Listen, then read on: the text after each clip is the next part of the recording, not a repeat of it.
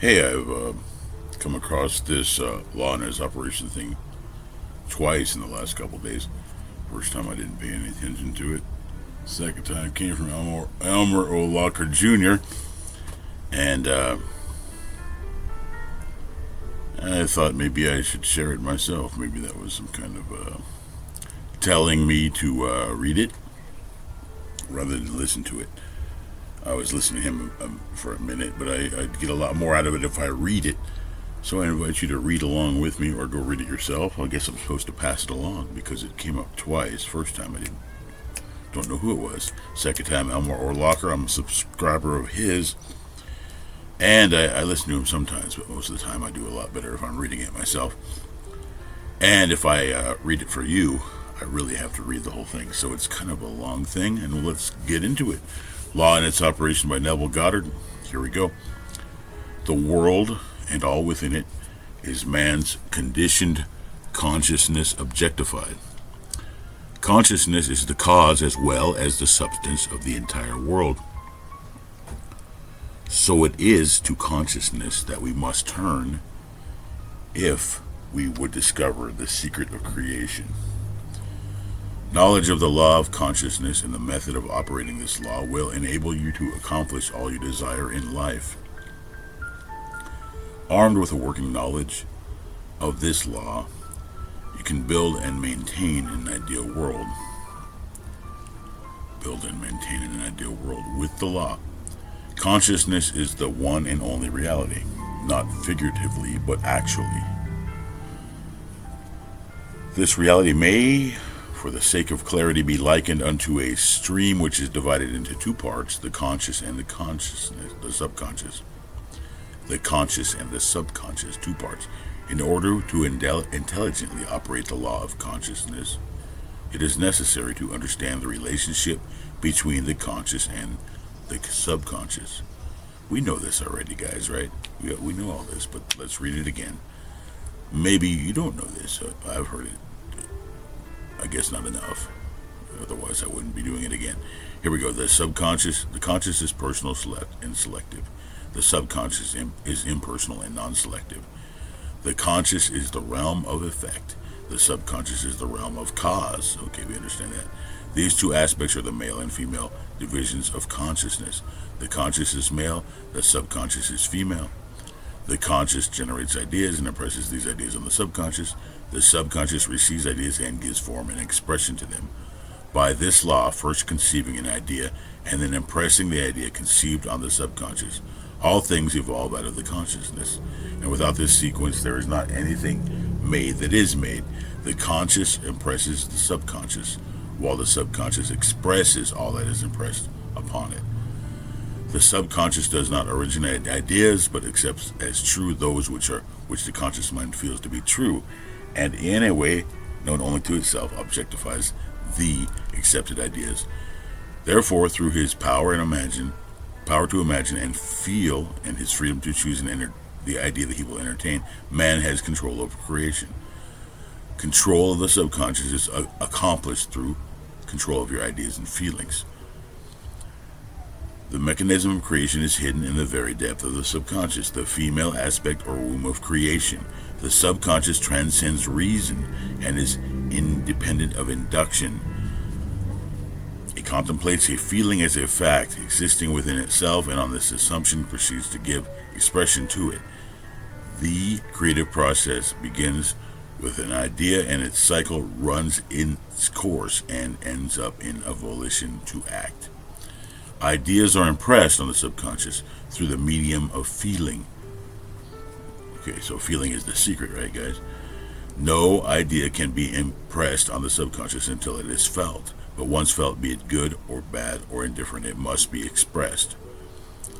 Feeling is the one and only medium through which ideas are conveyed to the subconscious. Therefore, the man who does not control his feeling may easily impress the subconscious with undesirable states. By control of feeling is not meant restraint or suppression of your feeling. By control of feeling is not meant restraint or suppression of your feeling, but rather the disciplining of self to imagine and entertain only such feeling as contributes to your happiness. So You're not trying to suppress your feelings. You're trying to entertain the feelings, keep the feelings that contribute to your happiness. Control of your feeling is all important to a full and happy life. It all starts with feeling. Control of your feeling is all important to a full and happy life. Control of your feeling is all important to a full and happy life. Never entertain an undesirable feeling, nor think sympathetically about wrong in any shape or form. Do not dwell on the imperfection of yourself or others. To do so is to impress your subconscious with these limitations. What you do not want done to you, what you do not want done to you, do not feel that it is done unto you or another. That is the whole law of a full and happy life. Everything else is commentary. It's all feeling good about you and others. Do not imagine any wrongdoing. Do not entertain those feelings. Every feeling makes a subconscious impression, and unless it is counteracted by a more powerful feeling of an opposite nature, must be expressed. This sounds like something else I read before, which was like every bad thought, it has to be counteracted by a good thought. Many good thoughts too, like maybe 3 times, 10 times they said something to counteract that bad thought. And it's so easy for us to dwell on negativity, isn't it?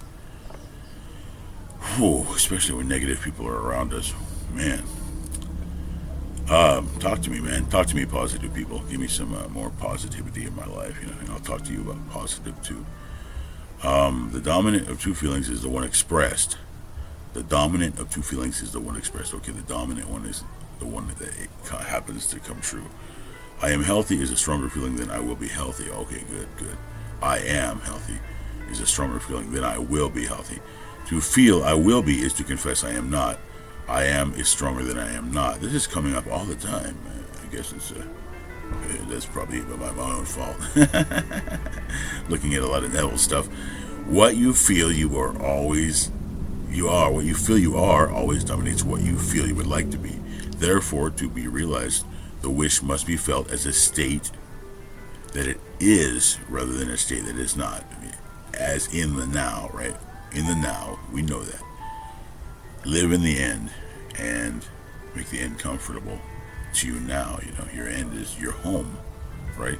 And I always say our true end is going back to God.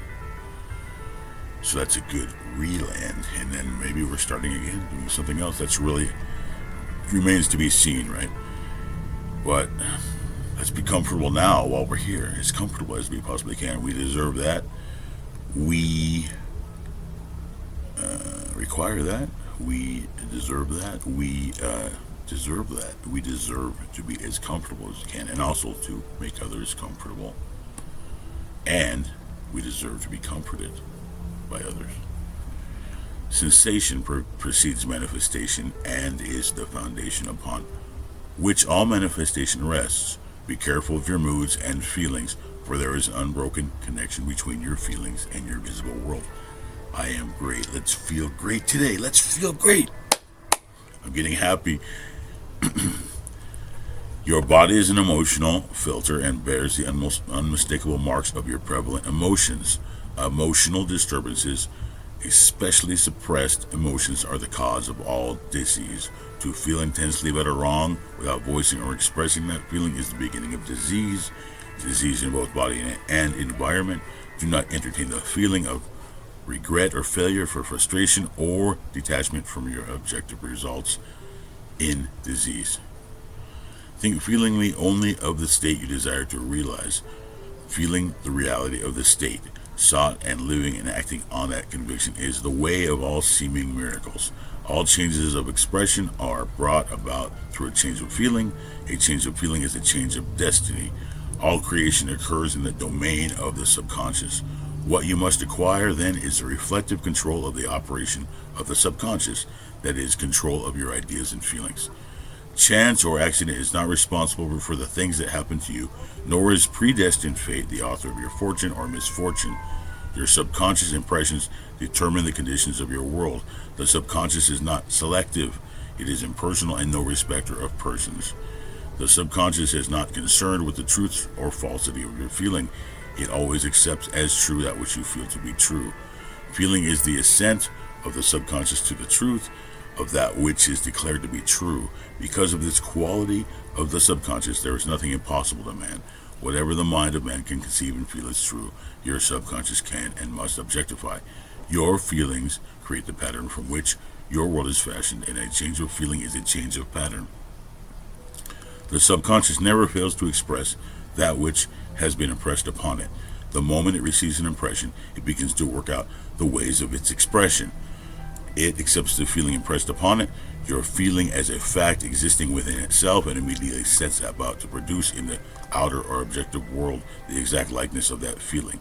The subconscious never alters the accepted beliefs of man. It outpictures them to the last detail, whether or not they are beneficial. Make them beneficial, people, right? Let's make them beneficial. To impress the subconscious, to impress the subconscious with the desirable state, you must assume the feeling that would be yours had you already realized your wish. That's living in the end. In defining your objective, you must be concerned only with the objective itself. The manner of expression or the difficulties involved are not to be considered by you. To think feelingly on any state impresses it on the subconscious. Therefore, if you dwell on difficulties, barriers, or delay, the subconscious, by its very non-selective nature, accepts the feelings of difficulties and obstacles as your request and proceeds to produce them in your outer world. The subconscious is the womb of creation. It receives the idea unto itself through the feelings of man. It never changes the idea received, but always gives it form. Hence, the subconscious outpictures the idea in the image and likeness of the feeling received. To feel a state as hopeless or impossible is to impress the subconscious with the idea of failure. Although the subconscious faithfully serves man, it must not be inferred that the relation is that of a servant to a master, as was anciently conceived.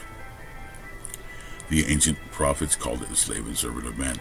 St. Paul personified it as a woman and said the woman should be subject to the man in everything. The subconscious does serve man and faithfully gives form to its feelings. However, the subconscious has a distinct distaste for compulsion and a response to persuasion rather than to command. Consequently, it resembles the beloved wife more than the servant.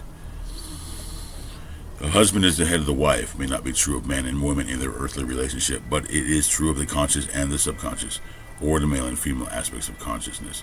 The mystery to which Paul referred when he wrote, "This is a great mystery. He that loveth his wife loveth himself, and they two shall be one flesh," is simply the mystery of consciousness. Consciousness is really one and undivided, but for creation's sake, it appears to be divided into two. The conscious, objective, or male aspect truly is the head and dominates the subconscious, subjective, or female aspect.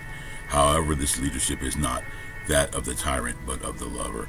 So by assuming the feeling that would be yours, were you already in possession of your objective, the subconscious is moved to build the exact likeness of your assumption. Your desires are not subconsciously accepted until you assume the feeling of their reality. For only through feeling is an idea subconsciously accepted, and only through this subconscious acceptance is it ever expressed. It is easier to ascribe your feeling to events in the world than to admit that the conditions of the world reflect your feeling. However, it is eternally true that the outside mirrors the inside. As within, so without. As above, so below. As below, so above. As within, so without. As without, so within. Correspondence. Second, blah, blah, blah, Hermes. Man can receive nothing unless it is given him from heaven. The kingdom of heaven is within you. Nothing comes from without. All things come from within. From the subconscious. It is impossible for you to see other than the contents of your consciousness.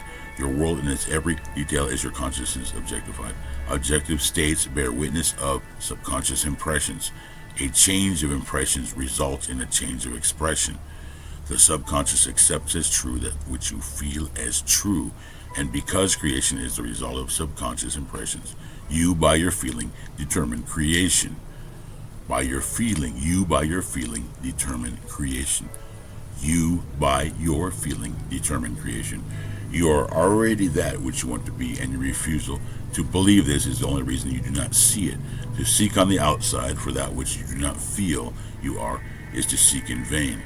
For we never find that which we want. We only find that which we are. In short, you express and have only that which you are conscious of being or possessing. To him that hath it is given. Denying the evidence of the senses and appropriating the feeling of the wish fulfilled is the way to the realization of your desire. Mastery of self-control of your thoughts and feelings is your highest achievement.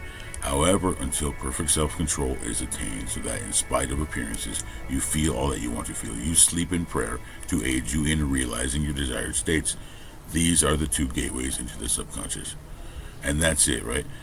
That's on to the next chapter, which is sleep. And I'm going to stop there. And while I was reading, something reminded me of the lady who says the whole thing is the I am. The whole thing is the I am, And that's what I use if I'm stuck, if I'm down, Just saying, I'm feeling great. I'm feeling great. I'm feeling great. I'm feeling great, I am awesome. And you say life is awesome, man. And I am rich, and I am happy, and I am fulfilled, and I am going back to God, and I am part of God now, and I am God, This kind of thing. To make yourself feel great right now if you're down, Just keep saying it, even if you don't believe it. Keep saying it, and then get the feeling. You'll get the feeling, At least I do. I think you will if you keep going with it. Keep going with it. And remind me also, man, I get down daily, So I'm just a student. I'm a student just like you. We're all students, No matter how haughty some people might get, they're still students, Otherwise, they could just change their life for you, just like that, if they weren't a student, instead of just trying to charge you a bunch of money for it, or look down on you, or whatever, or put themselves above you. That's not what it's all about, So, if you're down, if you can't start, just start with affirmations. If you don't believe them, just keep doing them. And the I am, the I am, the I am, I am. Get the feeling of the wish fulfilled, the feeling of living in the end. Do the affirmations until that feeling comes. Just do them, if you don't believe it, just keep doing them. Just keep doing them. I've seen it in my own life, And, I backslide daily. I mean, I'm not in a completely perfect spot. I'd love to repeat it. I'll just say I am. I am in a completely perfect spot. That's how we have to look at it. Don't say you're not, and don't let me say I'm not. We are. I am. You're part of God, right? You're at least part of God, right? You're part of this divine consciousness. You are part of it. So you're it, It's part of you too. And we're all together in this, All bleeding red, all souls with bodies. All of us are the I am. And it's all on you, man. Whatever you see without has come from within. And if that's hard to believe, I understand. But I ask you now, just to do your affirmations. If you can't feel anything else, and if you're feeling great, tell me about it in the comments. Tell me your successes and call me up if you want. Let me know if you want to talk. I'd be glad to talk. I live for that. I live for talking, especially to positive people. I don't want to hear any negativity, though. I get a lot of that. People asking for help, and they're like down and blah, blah, blah, and it's all around me. I'm going to say now, it's not around me anymore. It's all positive around me. Just saying it. It's all positive. I feel great. That was a great chapter. Thanks for being here. Thanks for listening. Talk to you soon, okay? Send me a message.